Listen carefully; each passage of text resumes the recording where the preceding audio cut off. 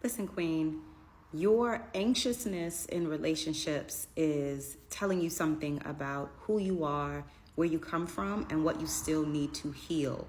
It is trying to show you that you still have an abandonment and a rejection wound. And likely you grew up as a child who was abandoned either physically or emotionally, or who was rejected either physically or emotionally. And so in adulthood and in your adult relationships, you are still seeking the validation and the reassurance that you're lovable, that you're worthy to be chosen. But unfortunately, that plays out in your relationships as fear, as anxiety, as overthinking, as overanalyzing everything that your partner does.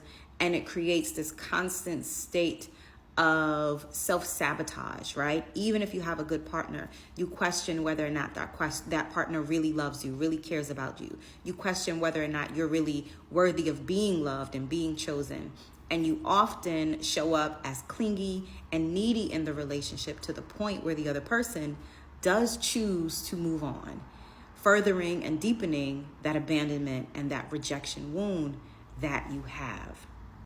And as much as you want your partner to validate you, and as much as you want your partner to choose you, and you tell yourself that that's going to make everything feel better, the truth is you have to start giving those things to yourself. You have to step outside of your relationships and potentially stop dating, stop looking for a partner altogether, to take the time to replenish yourself and to care for and nurture yourself so that you can repair and heal the wounds of rejection and abandonment that you have.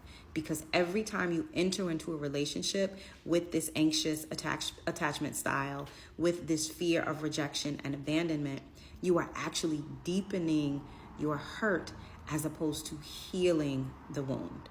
And so what I want you to begin to do is to acknowledge that you have these wounds, to acknowledge your fear of being abandoned, to acknowledge your fear of being rejected, and then go back to the root of that, the source of that wound, whether it was your caregivers not giving you the things that you need, whether it was an early relationship that taught you that you are not worthy or valuable. Whatever the root of this is, I want you to revisit that so that you can gain clarity around the experience, looking at it from your adult mentality and your adult mind, separating your emotions from it, and recognizing that the choices and the behaviors of the person who helped create this wound are not about you, and they don't say anything about your ability to be chosen, about your desirability, about your worthiness, or about you being lovable.